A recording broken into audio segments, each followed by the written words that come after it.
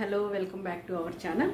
ఈరోజు మనం laws of మోషన్లో థర్డ్ పార్ట్ చెప్పుకున్నాం. ఆల్రెడీ లాస్ ఆఫ్ మోషన్లో ఫస్ట్ పార్ట్ వచ్చేసి Newton's laws, linear momentum, law of conservation of linear momentum ఇవన్నీ ఎక్స్ప్లెయిన్ చేశాను. సెకండ్ పార్ట్ వచ్చేసి కనెక్టెడ్ బాడీస్ గురించి ఎక్స్ప్లెయిన్ చేశాను. ఇప్పుడు మనం ఫ్రిక్షన్ గురించి ఎక్స్ప్లెయిన్ చేస్తున్నాను. అసలు ఫ్రిక్షన్ అంటే ఏంటి? ఫ్రిక్షన్ కూడా ఒకలాంటి కాంటాక్ట్ ఫోర్స్ అనమాట. అసలు మొత్తం ఫోర్సెస్ని మనం ఎన్నిలా డివైడ్ చేసాం? 4లా డివైడ్ చేసాం. Gravitational force, electromagnetic force, strong and weak nuclear force అనమాట. ఈ 4 ఈ ఫ్రిక్షన్ అనేది దేనికి సంబంధించిందంటే ఎలక్ట్రోమాగ్నెటిక్ ఫోర్స్. ఒక క్వశ్చన్ కూడా అడగొచ్చు, friction belongs to which force అనగానే మనం ఆన్సర్ ఏమి ఇవ్వాలి? దానికి ఎలక్ట్రోమాగ్నెటిక్ ఫోర్స్ అన్నారనమాట. దాన్ని ఫ్రిక్షన్ అంటాం. ఇప్పుడు ఫ్రిక్షన్ డెఫినేషన్ చెప్తున్నాను వినండి. ఇది self adjusting contact force. It is acting between two contact surfaces. Suppose I'm placing my hand here. So friction is acting between board and my hand అనమాట. నా చేతికి బోర్డుకి మధ్యలో ఫ్రిక్షన్ పనిచేస్తుంది. ఇది కూడా ఏంటి? కాంటాక్ట్ ఫోర్స్ అనమాట. రెండు బాడీస్ ఎప్పుడైతే కాంటాక్ట్ అవుతాయో అప్పుడు ఇమీడియట్గా ఫ్రిక్షన్ అనేది వర్క్ చేస్తుంది. సో ఫోర్స్ కాబట్టి డైరెక్షన్ ఏంటి? నువ్వు ముందుకు నడుస్తుంటే ఫ్రిక్షన్ అనేది బ్యాక్ సైడ్ వర్క్ చేస్తుంది, బ్యాక్ ఆపోజిట్ వర్క్ చేస్తుంది. అదే మీరు వెనక్కి నడుస్తుంటే ఫ్రిక్షన్ అనేది ముందుకి పనిచేస్తుంది. అందుకని మనం ఫ్రిక్షన్ ఏమంటాము? సెల్ఫ్ అడ్జస్టింగ్ ఫోర్స్ అంటాం. ఇప్పుడు చూడండి, friction is the self adjusting contact force and it belongs to which force? Electromagnetic force అనమాట. అసలు ఫ్రిక్షన్ అనేది ఎందుకు యాక్ట్ చేస్తుందంటే, ఇప్పుడు చూడండి, ఒక బాడీని తీసుకున్నాం. ఆ బాడీ వచ్చేసి ఏ అనమాట. ఈ ఏని తీసుకెళ్ళి బి మీద పెట్టాం. ఈ రెండు ఇంటర్లాక్ అయిపోయాయి. ఓకే, ఇప్పుడు చూడండి, ఈ ఫింగర్స్ ఇట్లా పెట్టినప్పుడు ఈ హ్యాండ్ మోషన్ని ఈ హ్యాండ్ అనేది కదలనివ్వదు. దీన్ని ఇది అపోజ్ చేస్తుంది. సో ఇంటర్లాకింగ్ వల్ల ఏంటంటే ఫ్రిక్షన్ యాక్ట్ చేస్తుంది అనమాట. దీన్ని because of this reason, because of the elevations and depressions we can observe friction is acting between two bodies. ఇప్పుడు మనం ఫ్రిక్షన్ డైరెక్షన్ ఏంటి? Always it is tangential to the contact surface. అలానే advantages, disadvantages of the friction. Advantages ఏంటి? మనం నడవటం కానీ, నేను ఈ మార్కర్ పట్టుకోవటం కానీ, కొన్ని స్క్రూస్ తీసుకొని లోపలికి ఫిట్ చేయటం కానీ, బ్రేక్స్ అప్లై చేయటం కానీ, ఇవన్నీ కూడా ఫ్రిక్షన్ వల్లే. మనం స్లిప్ అవ్వకుండా నడవటం కానీ, ఏదైనా దాన్ని పట్టుకోవటం కానీ, గ్రిప్ కానీ, everything is possible because of the friction only. అలానే డిసడ్వాంటేజెస్ ఏంటంటే, ఒక కంపెనీస్ కానీ ఫ్యాక్టరీస్ కానీ కంటిన్యూస్గా రన్ అవుతున్నాయి అనుకోండి, అక్కడ చాలా హీట్ అనేది ప్రొడ్యూస్ అవుతుంది. ఆ హీట్ ఎందుకు వస్తుంది? ఫ్రిక్షన్ వల్ల అనమాట. ఈ ఫ్రిక్షన్ వల్ల డిసడ్వాంటేజెస్ కదా, ఫస్ట్ పవర్ వేస్ట్ అవుతుంది, కొన్ని క్రాక్స్, డ్యామేజెస్ కూడా మనం అబ్జర్వ్ చేయొచ్చు. అవి డిసడ్వాంటేజెస్ ఆఫ్ ఫ్రిక్షన్ అనమాట. అందుకని మనం ఏం చేస్తామంటే ఫోర్ మెథడ్స్ ఉన్నాయి ఫ్రిక్షన్ రెడ్యూస్ చేయడానికి. కూడా 4 మెథడ్స్ ఉన్నాయి. ఏమేంటి?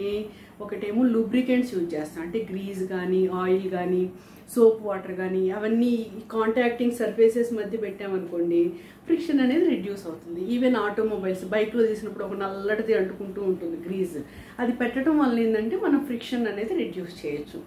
అలానే ఇంకోటి వచ్చేసి తర్వాత ఏంటి? పాలిషింగ్ అనమాట. ఈ ఎలివేషన్స్, డిప్రెషన్స్ అనేవి మనం పాలిష్ చేస్తే కూడా ఫ్రిక్షన్ రెడ్యూస్ చేయొచ్చు.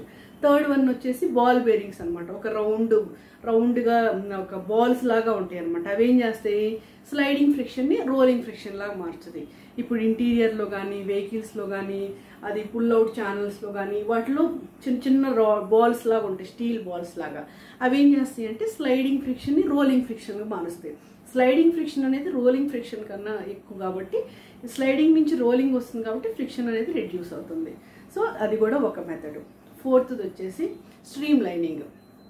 ఆటోమొబైల్స్ కానీ, ఏరోప్లేన్స్ కానీ అవన్నీ స్పెషల్గా డిజైన్ చేస్తారు. ఎందుకు?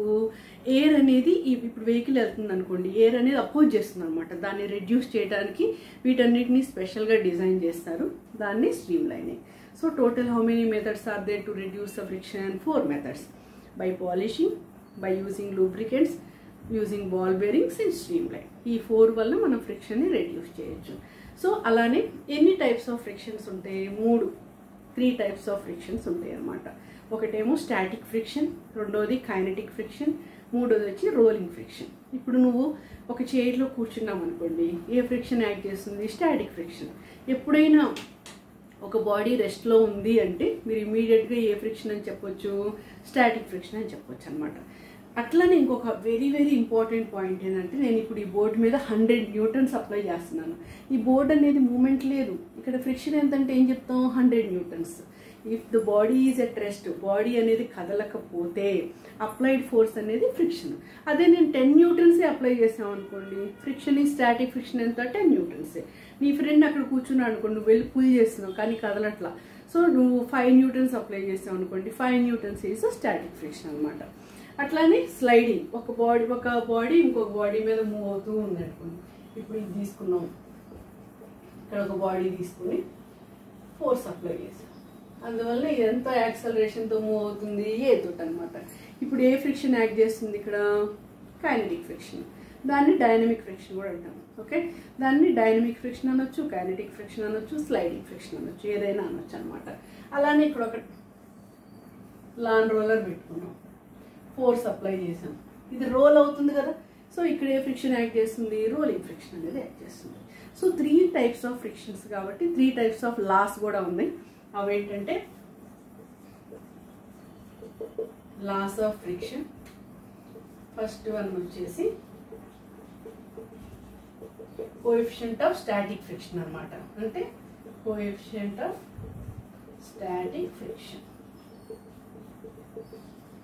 ఏం లేదు, Fs equals to μs into n రాస్తున్నాం. అంటే ఈ μs అనేది కోఎఫిషియంట్ ఆఫ్ స్టాటిక్ ఫ్రిక్షన్ అనమాట. అలానే Fk equals to μk into n రాస్తున్నాం, coefficient of kinetic friction. Fr equals to μr into n, దీన్ని కోఎఫిషియంట్ ఆఫ్ రోలింగ్ ఫ్రిక్షన్ అంటాం. So ఈ 3 టైప్స్ ఆఫ్ లాస్ ఉంటాయి అనమాట. ఇప్పుడు మనం ఒక బాడీ స్లైడ్ అవుతుంది అంటే స్టాటిక్ ఫ్రిక్షన్ నుంచి స్లైడింగ్ ఫ్రిక్షన్కి వచ్చింది, అప్పుడు ఈక్వేషన్స్ ఆఫ్ మోషన్ అప్లై చేయొచ్చా కాదా? ఇమీడియట్గా మనం ఈక్వేషన్స్ ఆఫ్ మోషన్ అనేది అప్లై చేయొచ్చు. ఎలా, ఇక్కడ చూడండి, ఏ ఈక్వల్స్ టు μg వాడతాం అనమాట. ఫస్ట్ ఈక్వేషన్ ఆఫ్ మోషన్ ఏంటి, v equals to u plus A బదులు μg ఇంటూ t రాస్తాం. సెకండ్ వన్ వచ్చేసి ut plus half into A బదులు μg రాస్తాం into t square. Third one వచ్చేసి v square minus u square 2 into instead of A μg into s రాస్తాం. అలానే ఎంత distance u plus A by 2 కానీ μg by 2 into 2n minus 1. Instead of acceleration బదులు మనం μg అనేది వాడుతున్నాం అనమాట. సో ఈ విధంగా మనం దీన్ని ఈక్వేషన్స్ ఆఫ్ మోషన్స్ కూడా అప్లై చేయొచ్చు. ఇప్పుడు మనం పుషింగ్ పుల్లింగ్ ద బాడీస్లో ఎట్లా ఫ్రిక్షన్ కనుక్కుంటాం, ఎట్లా నార్మల్ రియాక్షన్ కనుక్కుంటాం. సో ఫ్రిక్షన్ కావాలంటే మనకి నార్మల్ రియాక్షన్ కావాలి. జనరల్గా మనం 2 కేసెస్లో నార్మల్ రియాక్షన్ తీసుకుంటాం. ఇక్కడ చూడండి, ఒక హారిజాంటల్ సర్ఫేస్ ఉందనుకోండి, ఇక్కడ ఒక బాడీ పెడతాం. ఓకే, నార్మల్ రియాక్షన్ అంటే ఏంటి, అది నార్మల్గా రియాక్ట్ అవుతుంది, దాన్ని నార్మల్ రియాక్షన్. ఈ బాడీ వెయిట్ వచ్చేసి డౌన్వర్డ్స్ పనిచేస్తుంది, నార్మల్ రియాక్షన్ వచ్చేసి upwards. So n equals to mg అనమాట. అలానే ఇంక్లైన్ ప్లేన్ తీసుకున్నాం అనుకోండి, ఒక బాడీని ఇక్కడ ప్లేస్ చేసినప్పుడు వెయిట్ అనేది డౌన్వర్డ్స్ అనమాట. యాంగిల్ ఆఫ్ ఇంక్లైనేషన్ తీటా కాబట్టి ఇది 2గా రిజాల్వ్ అయిపోతుంది. ఇక్కడ తీటా అనేది వర్టికల్తో కాబట్టి mg కాస్ తీటా. ఇది దేంతో బ్యాలెన్స్ అవుతుంది, n తోటి. So n equals to mg cos theta రాసుకోవచ్చు. కానీ దేనివల్ల ఈ బాడీ మూవ్ అవుతుందంటే mg సైన్ తీటా. అందుకని ఫ్రిక్షన్ అనేది ఇక్కడ యాక్ట్ చేస్తుంది అనమాట. So normal reaction in horizontal case అంటే n ఈక్వల్స్ టు mg రాయొచ్చు. నార్మల్ రియాక్షన్ ఇన్క్లైన్ ప్లేన్ అంటే n equals to mg cos theta రావచ్చు. అదే బాడీ కనుక రెస్ట్లో ఉంటే friction is balance of this mg sine theta, అంటే f equals to mg sine theta. ఎప్పుడు అన్ని చోట్ల కాదు, ఎప్పుడైతే బాడీ రెస్ట్లో ఉందంటే. ఇప్పుడు నార్మల్ రియాక్షన్ వచ్చింది కాబట్టి మనం పుషింగ్ పుల్లింగ్ అవి డిస్కస్ చేసుకుందాం. లాన్ రోలర్ అయితే చెప్పట్లేదు, దాన్ని ఏ విధంగా అప్లై చేయొచ్చో చెప్తున్నాను. దాన్ని లాన్ రోలర్ కూడా మీరు అప్లై చేసుకోవచ్చు. ఇక్కడ చూడండి, ఒక బాడీ తీసుకొని మనం పుల్ చేసాము. బాడీ పుల్లింగ్ అంటే ఇలానే కదా, ఫోర్స్ అనేది 2గా రిజాల్వ్ అయిపోతుంది. ఎఫ్ కాస్ తీటా, ఇంకోటి వచ్చేసి వర్టికల్గా 2, ఒకటేమో నార్మల్ రియాక్షన్, ఒకటేమో ఎఫ్ సైన్ తీటా. ఇది దీనివల్ల ముందుకు పోతుంది కాబట్టి ఫ్రిక్షన్ అనేది ఇక్కడ. ఇప్పుడు చూడండి, వెయిట్ అనేది డౌన్వర్డ్లో యాక్ట్ చేస్తుంది, దీన్ని ఏమంటాము, పుల్లింగ్ అంటాం. దీన్ని ఏమంటాము పుల్లింగ్ అంటాం. సో ఇక్కడ మనం చూడండి అప్వర్డ్ డౌన్వర్డ్ ఫోర్స్ ఈక్వల్ చేసినప్పుడు n plus F sine theta ఎంత వస్తుంది, mg వస్తుంది అనమాట. So n equals to mg minus F sine theta. మనకి n తెలిస్తే ఫ్రిక్షన్ కూడా కనుక్కోవచ్చు. ఈ ఫ్రిక్షన్ చూడండి, సపోజ్ ఇది యాక్సలరేషన్ ఏతో మూవ్ అవుతుంటే రిజల్టెంట్ ఫోర్స్ ఎలా రాస్తాం మనం, F cos theta minus FK. అసలు ఎఫ్కే ఫార్ములా ఏంటి, మ్యూకే ఇంటూ ఎన్ అనమాట. సో మ్యూకే ఇంటూ ఎన్ బదులు మనం MG minus F sine theta రాస్తాం అనమాట. సో ఈ విధంగా మనం రిజల్టెంట్ ఫోర్స్ కనుక్కోవచ్చు, ఫ్రిక్షన్ కూడా కనుక్కోవచ్చు. అదే పుషింగ్ చూడండి, పుషింగ్ అంటే బ్లాక్ నిలబెట్టేసి ఇలా పుష్ చేయటం వల్ల ఈ ఫోర్స్ కూడా ఇది ఎఫ్ కాస్ తీటా, ఇక్కడ డౌన్వర్డ్ ఎఫ్ సైన్ తీటా, ఇంకొకటి ఎంజీ అనమాట. ఇది తీటా, ఇది ఎన్. ఇక్కడ ఏం డిఫరెన్స్ వస్తుందంటే FK mu K into MG plus F sine theta వచ్చింది. ప్లస్ రావటం వల్ల ఫ్రిక్షన్ ఎక్కువ ఉంటుంది. ఫ్రిక్షన్ ఎక్కువ ఉన్నప్పుడు మనం కొంచెం ఎక్కువ డిఫికల్టీ ఉంటుంది పుష్ చేయడంలో. అదే పుల్లింగ్ అంటే ఈజీగా, ఎందుకంటే ఇక్కడ మైనస్ ఉంది, ఇక్కడ ప్లస్ ఉంది అనమాట. అలానే యాక్సలరేషన్ రిజల్టెంట్ ఫోర్స్ ఎలా కనుక్కుంటాం, సేమ్ ఇక్కడ F cos theta, F cos theta minus FK, ఈ ఫార్ములా యూజ్ చేసి కనుక్కోవచ్చు. ఇలానే కాదు ఇంకొకటి కూడా చెప్తున్నాను. అదే మనం ఫోర్స్ ఇలా అప్లై చేసాము, ఇదేం యాక్సలరేషన్ ఏతో పోతుంది. ఆల్రెడీ మీకు తెలుసు వెయిట్ అనేది డౌన్వర్డ్, నార్మల్ రియాక్షన్ అనేది అప్వర్డ్, ఫ్రిక్షన్ అనేది ఇట్లా యాక్ట్ చేస్తుంది అనమాట. ఇక్కడ రిజల్టెంట్ ఫోర్స్ ఎంత తీసుకుంటాం మనం, F minus frictional force F K. Okay, second law నుంచి M A equals to F minus ఈ ఎఫ్కే ఫార్ములా ఏంటి, మ్యూ ఇంటూ ఎన్ బదులు ఎంజీ రాయొచ్చు. ఇప్పుడు చూడండి యాక్సలరేషన్ ఎంత, F minus mu M G by N. ఇలా మనం యాక్సలరేషన్ కూడా కనుక్కోవచ్చు. ఓకే, ఇది పుషింగ్ పుల్లింగ్ నార్మల్ రియాక్షన్ అయిపోతుంది. ఇప్పుడు మనం వచ్చేసి motion of the body on smooth incline plane, rough incline plane, ఈ రెండు డిస్కస్ చేసుకున్నాం. మోషన్ ఆఫ్ ఏ బాడీ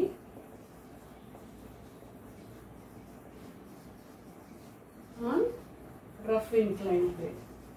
ఒక ఇన్క్లైన్ ప్లేన్ తీసుకొని దాని మీద బాడీ మోషన్ గురించి డిస్కస్ చేద్దాం. ఇక్కడ కూడా ఫార్ములాస్ గుర్తుపెట్టుకుని సరిపోతుంది. మీకు తెలుసు already, angle of inclination theta, weight is resolved into two components, mg cos theta. ఇదేమో నార్మల్ రియాక్షన్, ఇక్కడ వచ్చేసి mg sin theta, ఫ్రిక్షన్ వచ్చేసి ఇక్కడ. ఈ కేసులో రిజల్టెంట్ ఫోర్స్ ఎంత రాయొచ్చు మనం, mg sin theta minus F అనమాట. ఎఫ్ బదులు మ్యూకే ఇంటూ ఎన్ బదులు mg cos theta రాసుకోవచ్చు. ఫైనల్గా మనకి యాక్సలరేషన్ రిజల్టెంట్ ఫోర్స్ అంటే దీని బదులు ఏం రాయొచ్చు, mass into acceleration. Mass mass mass cancel అయిపోతుంది. ఏ వచ్చేసి మనకి g into sine theta minus mu K cos theta వాడాలి. ఇప్పుడు యాక్సలరేషన్ వస్తే మనం వెలాసిటీ కూడా కనుక్కోవచ్చు. Under root 2lg into sine theta minus mu K cos theta అనమాట. అలానే టైం కూడా కనుక్కోవచ్చు. అండర్ రూట్ 2l బై, ఇవి కొంచెం బై హార్ట్ చేసుకుంటే ఈజీగా, లేకపోతే ఇదేమో v square minus you square నుంచి వచ్చింది, ఇదేమో v equals to u plus 80 నుంచి వచ్చింది.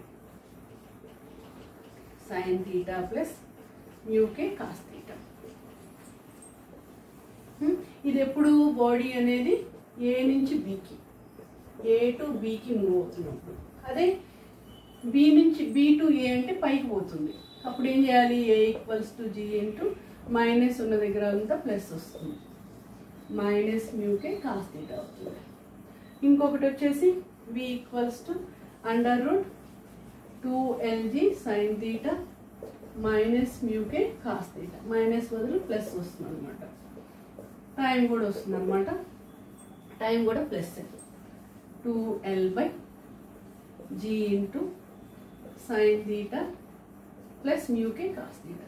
ఇప్పుడు చెప్పండి, టైం అనేది ఏ కేసులో ఎక్కువ తీసుకుంటుంది, ఏ నుంచి బి తీసుకుంటుందా, బి నుంచి ఏ తీసుకుంటుందా? ఇక్కడ డినామినేటర్ వచ్చేసి minus. So t down is greater than t up. Down రావడానికి ఎక్కువ టైం తీసుకుంటుంది అనమాట. సో ఈ రెండు cases motion of your body smooth on rough incline plane top to bottom and here bottom to top. అలానే smooth incline plane కూడా తీసుకోవచ్చు. Smooth incline ప్లేన్లో వచ్చేసరికి ఏం డిఫరెన్స్ వస్తుంది, సేమ్ ఫార్ములాస్ వస్తాయి. రఫ్ బదులు మనం స్మూత్ తీసుకుంటున్నాం, ప్లస్ ఇక్కడ ఫ్రిక్షన్ ఉండదు. స్మూత్ అనగానే ఫ్రిక్షన్ ఉండదు.